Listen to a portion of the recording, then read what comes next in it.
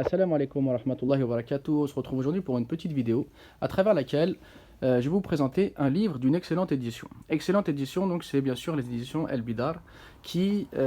ont proposé depuis quelques années de nombreux livres qui sont vraiment très très bien traduits, très agréables à lire et surtout qui se distinguent des autres puisqu'ils sont en arabe français. C'est-à-dire que quand vous le prenez le livre par la gauche, il est totalement en français. Lorsque vous le prenez par la droite, il est totalement en arabe. Et le plus, c'est qu'il est en arabe totalement vocalisé, ce qui facilite donc la lecture pour les gens qui voudraient s'entraîner à la lecture. Mais en plus de ça, il y a à chaque fois dans chaque livre comme un dictionnaire qui reprend la plupart donc des termes arabes utilisés et qui les définit. Donc c'est vraiment un livre excellent pour ceux qui veulent apprendre leur religion, mais également pour ceux qui veulent s'entraîner à la lecture arabe ou qui veulent apprendre donc de nouveaux mots, etc. Donc c'est vraiment des livres qui sortent, on va dire, du lot et qui apportent un véritable plus. Donc ils ont déjà, les éditions Al-Bidar, proposé de nombreux livres de qualité, comme les deux extraits du Tafsir Sardi qu'ils nous ont proposé, leur best-seller Mode d'emploi pour être heureux, les poèmes de l'imam Shafiri, donc les perles méconnues, pareil, qui est toujours en arabe français. Et là, le livre sur lequel on va s'arrêter aujourd'hui, c'est un livre donc d'un grand savant, le Cheikh Mohammed El-Amin Al-Shanqiti, qui est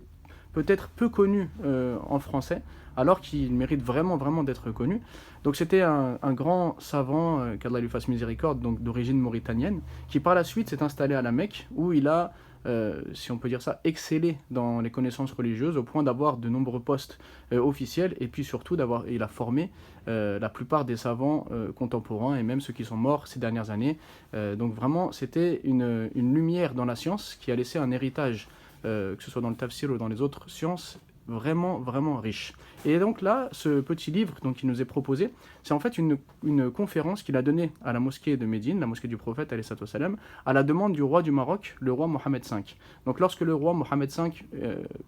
donc, fut en visite à Médine, il demanda au shir donc, de donner une conférence sur l'islam, la perfection de l'islam, la grandeur de l'islam, le fait que c'est une religion complète, donc une exhortation générale sur la question. Et donc le shir n'a pas mâché ses mots, il a accepté donc le défi, et donc dans la mosquée du prophète, alayhi salatu wassalam, il a présenté l'islam à travers 10 arguments qui montrent la perfection de l'islam, la grandeur de l'islam, sa capacité de s'adapter à toutes les situations, l'importance de se cramponner donc au Coran et à la Sunna. Donc à travers 10 arguments, il va présenter l'islam et donner